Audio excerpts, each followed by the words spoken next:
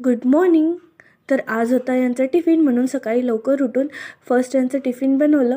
तेवढ्यातच चिन्नू पण इकडे उठला होता. ह्यांच्या पप्पांना वेळ होता म्हणून ते त्याच्यासोबत खेळत होते.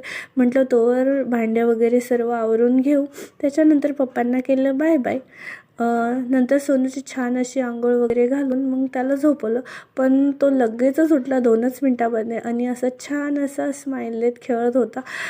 पण त्याला खेळता खेळता सर्व त्याच्यासाठी घातलेली मॅट सोडून त्याला खाली फरशीवरच जाऊन खेळायचं असतं आणि तो असं छानपैकी खेळत होता. दुपारी आम्ही गेलो हळदी कुंकूसाठी. तिकडे या मावशी दादांना ह्याला दाखवत होते आणि तो छान थोडा वेळ खेळा तिकडे. सगळ्यात छोटा हाच होता इकडे म्हणून सर्वांनी त्याचे छान असे लाड केले.